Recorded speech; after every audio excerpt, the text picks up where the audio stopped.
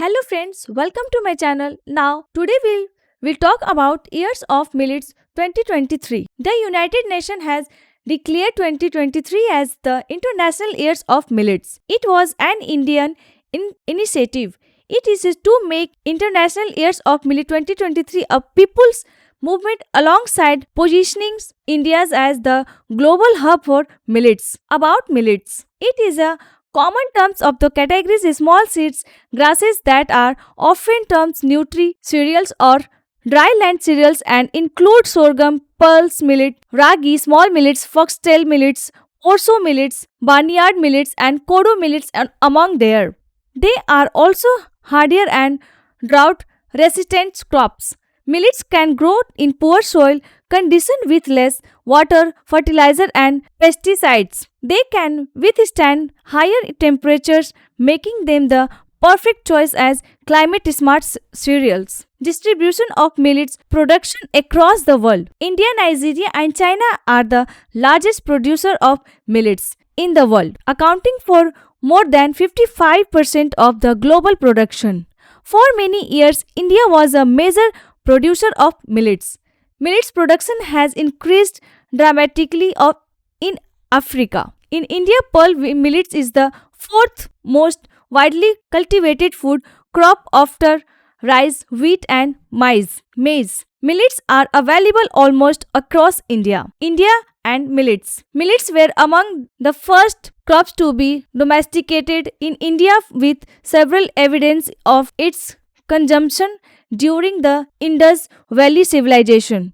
Recognizing the enormous potential of millets, which also aligns with several UN Sustainable Development Goals. The Government of India has prioritized millets. In April 2018, millets were rebranded as Nutri-cereals. Almost 98 of it is just three cereals, bajra, jowar and ragi, with small millets accounting for the rest. New innovation. The Indian Agricultural Research Institute has bred Pusha 1201, a hybrid bajra. It gives an average grains yield of over 2.8 tons and potential of 4.5 tons per hectare. It matures in 1780 to 80 days and is resistant to downy mildew and blast, both deadly fungal disease. The grains have 13-14% protein, 55 milligrams per kg iron and 48 milligrams per kg zinc. Significance of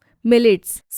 Some of the key benefits and significance of millets include drought tolerance. Millets are highly drought tolerant and can grow in areas with low level of rainfall and irrigation. This makes them an important crop for farmers in dryland regions who may not have access to irrigation system. Nutritious.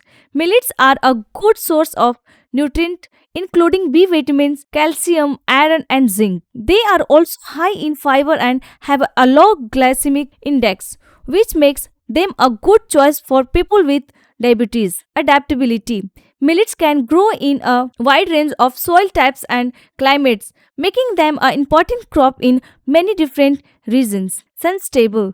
Millets are a low input crop that require minimal use of fertilizer and pesticides, making them more sustainable and environmentally friendly than many other grains. Challenge of millets production. Selling price was a low but not decreasing for the poor both in urban and rural areas. Rice and wheat were once aspirational food. Work required to make it ready for eating, even for the better of rolling rotis is easier with wheat than millet flour. Low per hectare yield for farmers. Our national average is roughly 1 ton for jowar, 1.5 ton for bajra and 1.7 tons for ragi, as against 3.5 tons for wheat and 4 tons for paddy.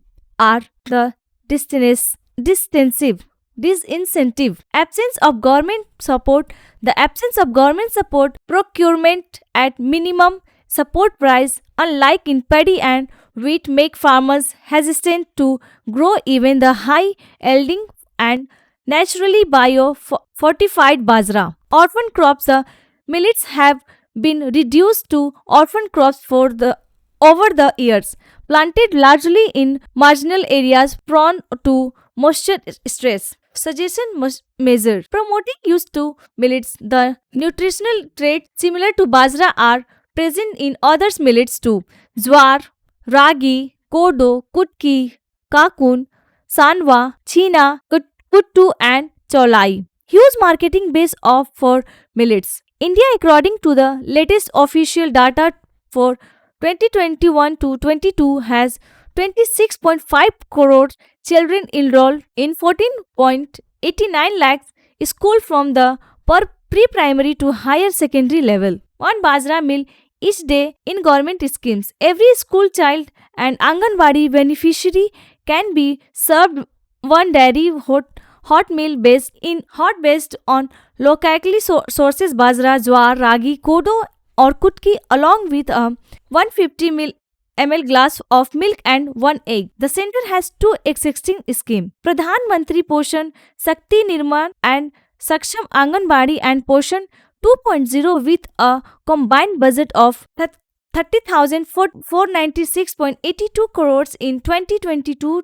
in 23. This can be a better leveraged by making them more in millets focused. Government funding. The center could fund any state willing to procure millets specific to their region exclusively for distribution through school and Anganwadi. Odisha already has a dedicated millet mission that undertook procurement of 32,032 tons worth 109.808 crores mainly of ragi in 21-22.